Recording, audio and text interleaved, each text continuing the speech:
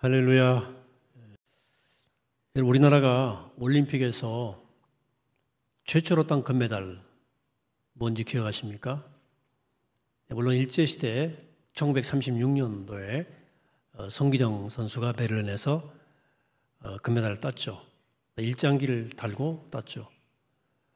최초로 태극기 마크를 달고 금메달을 딴 분은 몬트리올 올림픽에서 레슬링 자유형에서 금메달을 딴 양정모 선수입니다.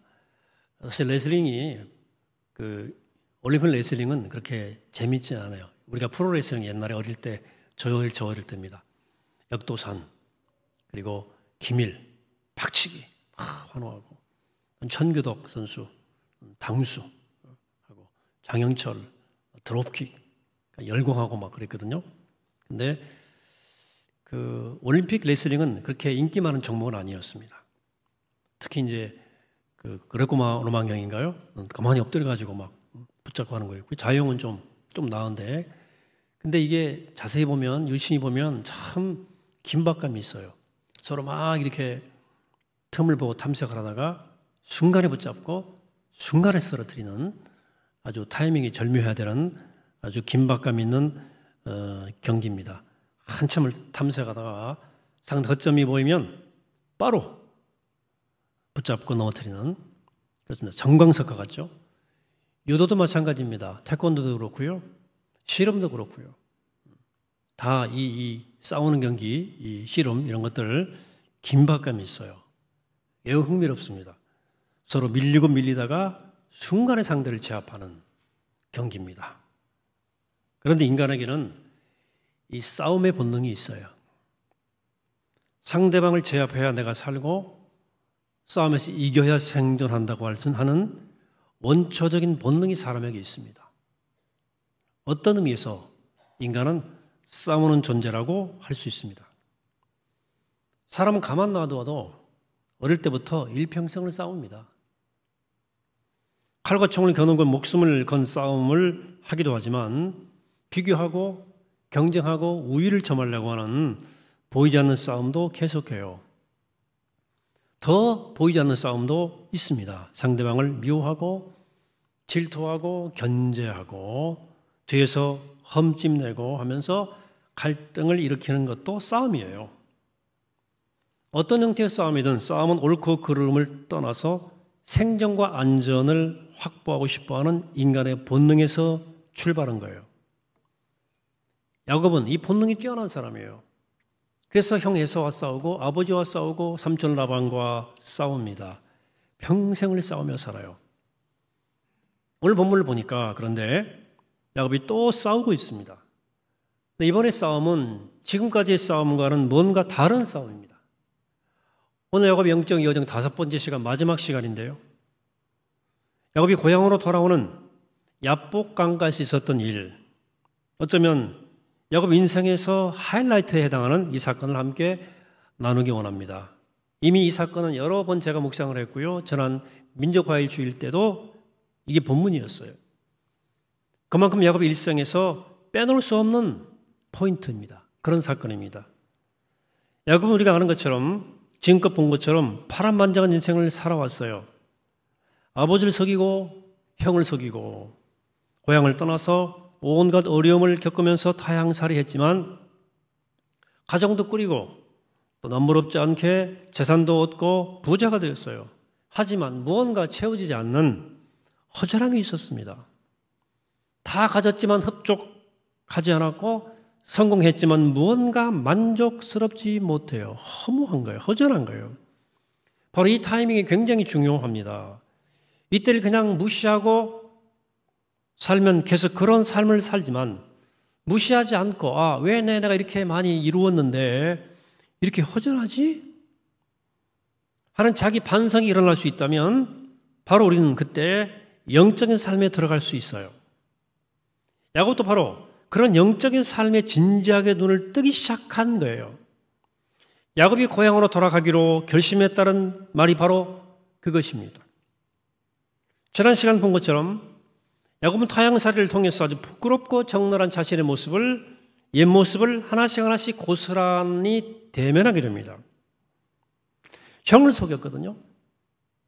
도망쳤는데 그 야곱이 동생이 아닌 언니를 심부로 맞는 속임수를 당해요. 이석에도 매우 중요한 메타포가 들어있어요. 형을 속여 먹었는데 동생이 아닌 언니가 자기 처로 들어온 속임수를 당하는 거죠.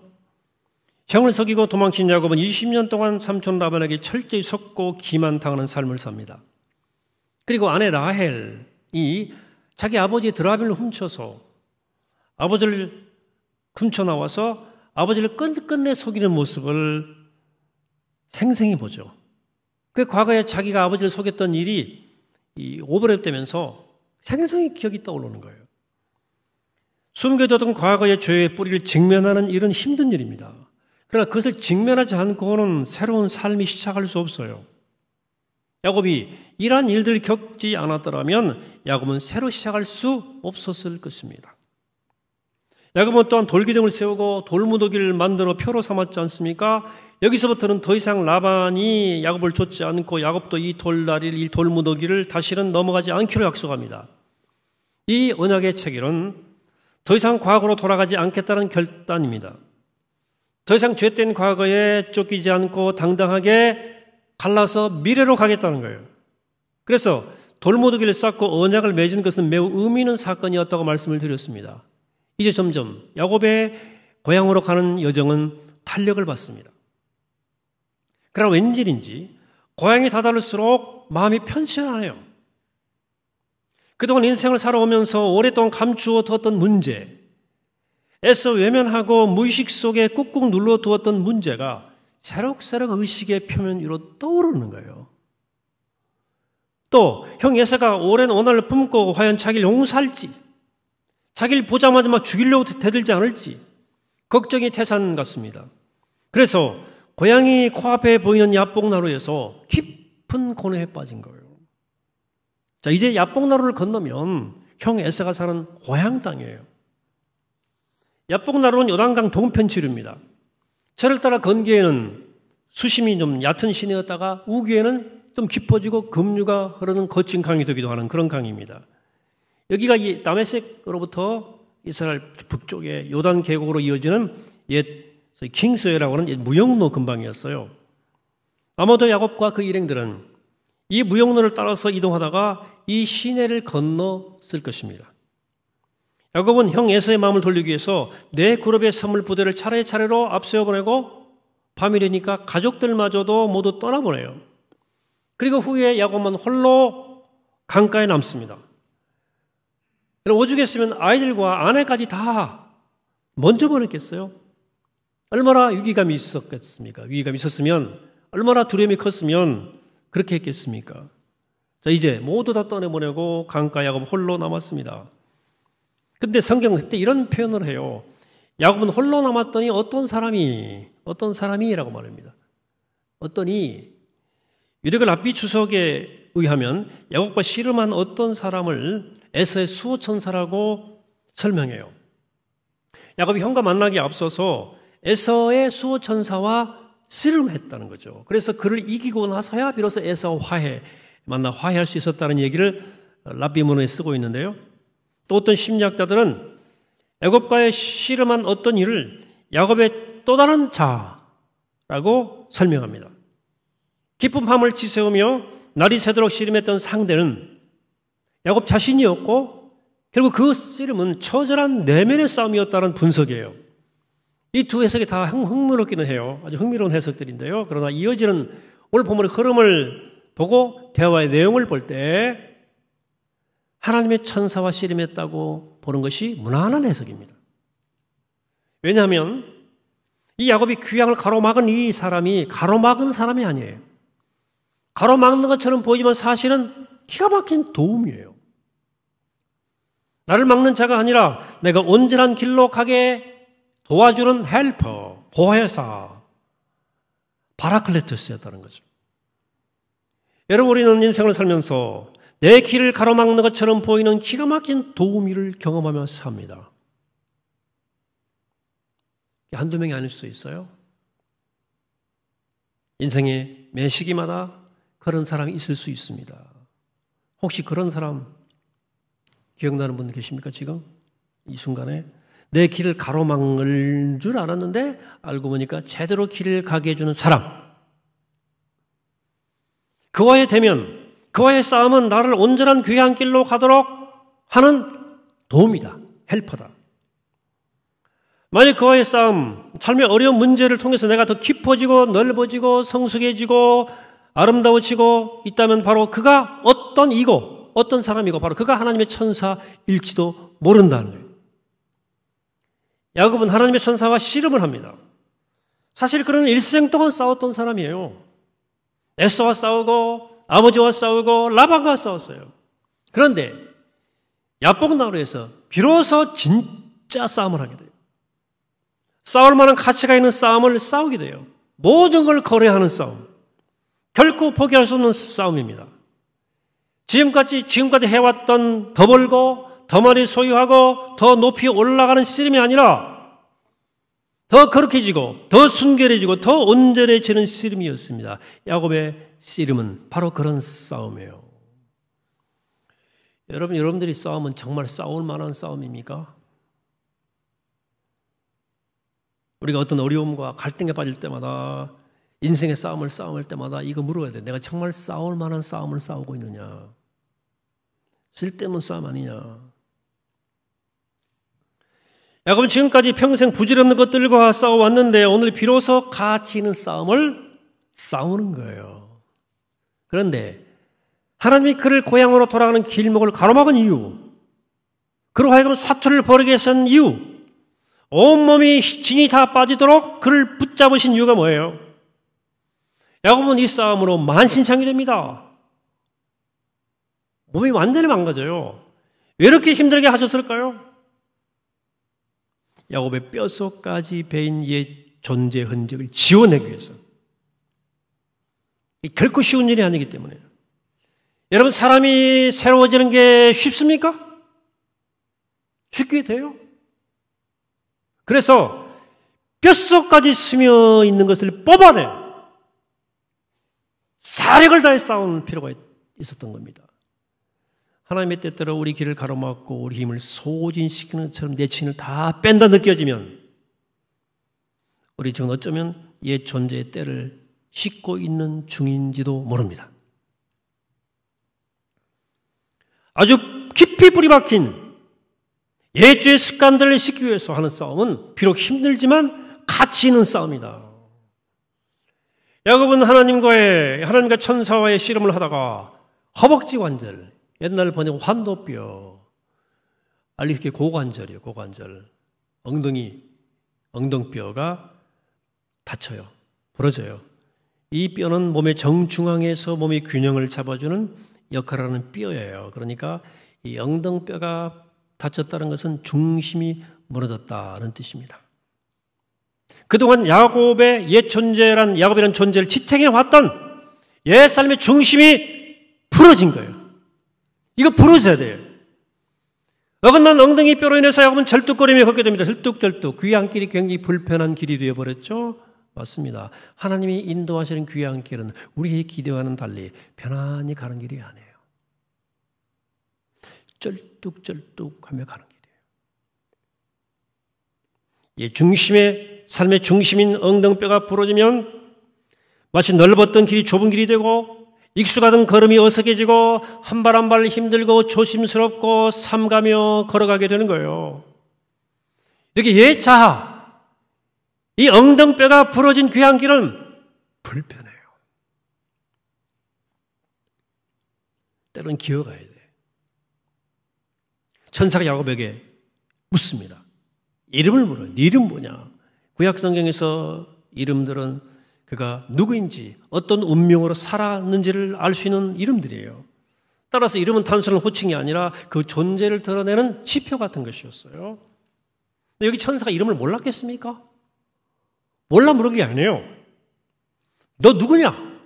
네가 어떤 삶을 살아왔느냐를 묻고 있는 거예요. 천사는 지금 네가 누구인지, 네가 어떤 삶을 살아왔는지 똑똑히 보라. 야곱은 정말 자연스럽게 내가 누구인지를 말합니다. 여기서 처음으로 자기 이름을 자기 입으로 고백합니다. 예, 저 야곱입니다. 야곱, 8등급치를 잡는 자, 속이는 자, 사기꾼. 야곱은 지금 부끄러운 자기 자신의 이름을 최초로 용기 있게 고백하는 거예요. 그냥 자기 이름을 단순히 말하는 것이 아니고 내가 어떤 존재로 살아왔는지를 솔직히 고백하는 거예요. 그러자 새로운 이름이 그에게 주어져요. 이제 내 이름은 야곱이 아니야. 이스라엘이다. 천사는 야곱과의 씨름을 마무리하면서 이스라엘이라고 하는 이름을 주고 이런 말을 하죠. 네가 하나님과 및 사람과 또 겨루어 이겼다. 이 부분이 오늘 본문에서 가장 해석이 어려운 부분이고 논란이 많은 부분이에요. 해석이 여러 가지가 나와요. 저도 이스라엘이라는 이 말을 하나님의 통치하신다는 말로도 다스린다 말로도 해석했었고요. 렉시아 DB나 좀 보신 분들은 알 거예요. 하나님을 주격으로 해서 하나님이 이기신다. 이렇게 제가 해석했지 않습니까? 하나님이 함께 하시면 늘 이기는 삶을 산다. 그렇지만 여전히 좀 약간의 물음이 생기는 지점이 있어요. 네가 하나님과 및 사람과 겨루어 이겼음이라는 표현이에요. 하나님도 이기고 사람도 겨루어 이겼다는 말이 무슨 뜻이냐 하는 물음이 생기죠. 오늘 본문을 읽어보면 야곱이 한 일은 축복해달라고 끈질기게 매달린 것뿐이에요.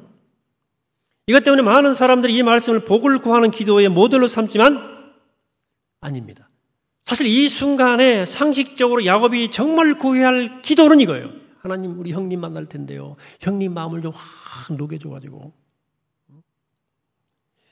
저를 형님이 좀 환대할 수 있도록 도와주시옵소서. 이게 현실적 기도거든요. 그렇게 기도하지 않고 하나님 축복이 달라고 계속 매달린 거예요. 그렇다면 여기서 야곱이 간청한 축복은 무엇이었습니까? 이 복이 무엇인지 알려면 야곱이 결국 받았던 응답을 보면 알 수 있어요. 야곱이 이 간청을 한 후에 무엇을 받았나요? 받은 게 뭐예요? 이름이에요, 이름. 새로운 이름을 받았습니다. 야곱의 인생의 축복은 그의 인생의 키워드예요. 매우 의미심장한 하나예요. 그것 때문에 인생 전체가 요동친 사람이에요. 축복 하나 받으려고. 자신의 갈취한 축복, 자신의 이기심을 채우기 위해서 속임수로 얻은 축복, 이 잘못된 축복 때문에 지금까지 고향을 떠나서 타인에서 20년 동안 속으면서 떠들 인생을 살았어요. 지금 야곱이 하나님께 간청한 축복은 그 옛날 자신의 꾀와 지혜로 가지고 억지로 갈취했던 축복이 아니라 하나님이 전적으로 주시는 참된 축복을 간청하는 거예요. 이것이 바로 그의 축복의 간구요. 그것이 바로 새로운 이름이었어요. 그러니까 새로운 존재가 되는 것이야말로 진정한 축복이라는 메시지입니다. 다시 말하면 하나님의 천사와 씨름하며 야곱이 간절히 요구한 것은 옛 야곱을 버리고 새로운 야곱으로 거듭나게 해달라는 간청이었고 기도였습니다. 여러분, 새로운 존재가 되기를 갈망하는 사람은 하나님과 겨루어도 이기는 사람이고 사람과 겨루어도 이기는 사람이다. 내가 새로워지는 것만큼 더 귀한 복은 없습니다. 진짜 그렇습니다. 내가 뭔가 아쉬워서 하나님께 뭔가를 해달라고 기도할 수 있지 않습니까? 하나님이 그걸 주시면 복 받았네 라고 생각하실 거예요. 그러시면 성경은 그렇게 말하지 않습니다. 그거 달라고 기도하는 네가 새로워지는 것이 진짜 복이다 이거예요.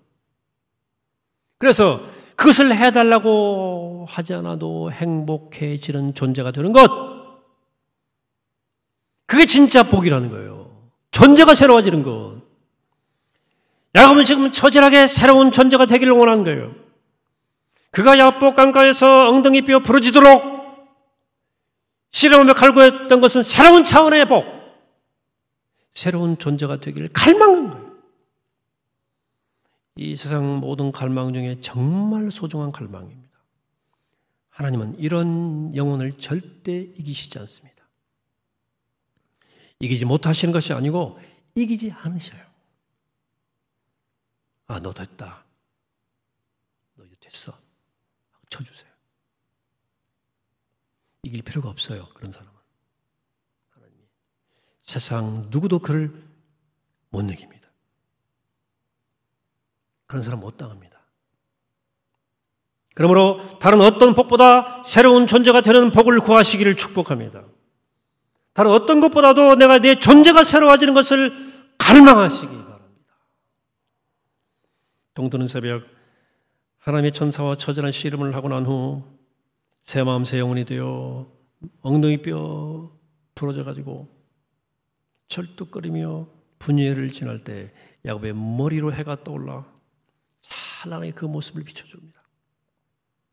일명 분열의 태양. 얼마나 아름다운 장면입니까? 분열은 하나님의 얼굴이란 뜻입니다. 하나님의 얼굴이 햇살처럼 야곱의 얼굴을 비추자 이제 야곱이 아닌 더는 야곱이 아닌 그 이스라엘의 얼굴에 기쁨과 감사와 감격의 눈물이 한없이 흐릅니다. 그런 쩔뚝거리면서 분열의 태양을 햇살을 받으며 고향으로 돌아갑니다. 여러분, 태양이 떠오르는 장면이 감동적이었던 기억이 있습니까? 저는 몇 번 그런 기억이 있어요. 여러분 정동진 가서 태양 떠오르는 거 봤을 거고 저기 북한산 올라가서 정초에 떠오르는 태양 보실 때만 감동스럽지 않습니까?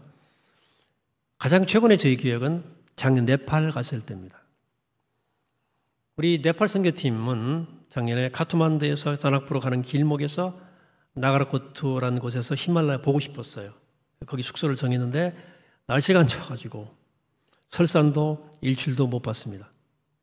재작년은 해발 2,500m 따또빠니 학교에 갔기 때문에 거기서 700고지를 더 올라가서 3,200고지에서 랑탕의 낙탈레봉이라고 하는 그 산자락을 그 히말라야를 쫙 호흡하고 와서 너무나 기분이 상쾌했는데 올해는 작년에 못 그랬거든요. 저만 우리 선교팀이 귀국하고 하루 이틀 더 남아서 인도 네팔에 있는 선교사들이 수련회를 했어요. 그 아까 말한 나가라코트에 숙소를 정하고 거기서 하룻밤 자고 수련회를 했는데 밤무도록 얘기하고 한 10여 명 가족까지 해서 모여서 얘기하고 예배를 드렸어요. 제가 그 수련회 때 선교사님들에게 예수님처럼 끝까지 사랑합시다. 사역자에게 실망과 배신과 좌절은 일상입니다. 그럼에도 불구하고 하나님의 사랑으로 끝까지 사랑해야 됩니다. 그리고 막 우시더라고 선교사님들이 울어요. 여러 사람이 울었습니다. 위로와 치유가 임했어요. 새벽에 히말라야에서 떠오른 일출을 딱 나와서 보는데 너무 감동적이었습니다. 그때 갔던 선교사님들이 사진 보면 아시는 분들 많을 거예요. 같이 가서 뒤에 히말라야 자락이 보이죠? 그리고 이제 아침에 떠오른 태양입니다. 히말라야 일출이에요. 조금, 또 이제 좀 시간 도 지나니까. 지금도 생각이 나네요. 저 장면이. 아주 감동이 밀려오는데, 고국을 떠나서 선교지에서 크고 작은 어려움을 겪으면서 사역하는 그분들에게 이 설산 너머로 떠오른 태양은 그 자체로 하나님의 은총의 햇살 같았어요. 하나님에게 우리에게 이 또 새로운 은혜를 보여주시는구나 하고 다시 새로운 다짐으로 선교 현장으로 저는 목회 현장으로 돌아가야 되겠다 하는 감동과 울림이 있었어요. 야곱은 지금 그런 감동을 느끼는 거예요. 분열의 태양. 사랑하는 여러분, 아주 먼 옛날 야복강가에서 어떤 이와 씨름하던 한 사람이 있었습니다. 그는 평생 더 많이 가지고 더 많이 누리고 더 높아지기 위해서 날쌘 짐승처럼 상대방을 낚아채고 씨름에 능했던 사람이에요. 그러나 그 사람은 다른 종류의 씨름을 그날 했어요. 더 갖고 더 누리기 위한 씨름이 아니라 새로운 존재, 참된 존재가 되고자 하는 영적 씨름을 했습니다. 그리고 그는 마침내 이스라엘이라고 하는 새로운 존재가 됐습니다. 여러분도 마찬가지고 저도 마찬가지고 인생 이만큼 살아왔으니 이제 다양살이 돌이켜 하나님께로 돌아가는 귀향의 삶을 살았으면 좋겠습니다. 우리 모두 영혼의 고향으로 향해서 나아가는 그 길목에서 야곱처럼 한 번쯤 결정적인 싸움, 가치 있는 싸움, 싸울 만한 싸움, 매그넘 싸움 말고 진짜 싸움 한번 싸웠으면 좋겠습니다. 그래서 마침내 순전한 축복을 받았으면 좋겠습니다. 네가 하나님과 겨루어도 이기고 네가 사람과 겨루어도 이기는구나 하는 말을 듣는 복을 누리기를 바랍니다. 비록 관도뼈 부러져가지고 절뚝거리며 불편한 걸음을 걸을지라도 동트는 새벽녘길을 걸어가는 찬란한 푸념의 태양이 우리 삶을 환히 비춰오는 우리의 삶에 그 축복의 은총 햇살이 우리 삶 한복판에 쏟아지는 그런 장면을 꼭 맞이하시기를 축복합니다. 바라기는 우리 모두 그런 축복과 은혜, 야곱의 축복과 은혜를 맛보고 누리는 복된 여러분 되시기를 이 아침에 주의 이름으로 간절히 축원합니다. 기도하겠습니다. 걸어가신 하나님, 저희들 고향으로 가는 여행길 출발케 하시고 거기를 멈추지 않게 하여 주옵소서. 더 이상 쓸데없는 씨름은 멈추고 정말 모든 것을 걸고 싸울 만한 영적 씨름을 하게 하여 주옵소서. 지난날 탐욕으로 인해 내 꾀와 내 지혜로 갈주했던 거짓 복을 내려놓고 하나님 주시는 순전하고 참된 복을 갈구하게 하옵소서. 그래 하나님도 겨루도 이기고 사람과도 겨루 이기는 깨끗하고 거룩한 존재가 되기 원합니다. 하나님 좁은 길을 주와 함께 걸으며 불편하지만 복된 길을 걸어가는 우리가 되게 하시고 우리 얼굴에 하나님의 얼굴빛이 가득하여 행복한 귀한 길을 가게 하여 주옵소서. 주여 저희 모두를 축복하여 주옵소서. 예수 그리스도 이름으로 기도하옵나이다. 아멘.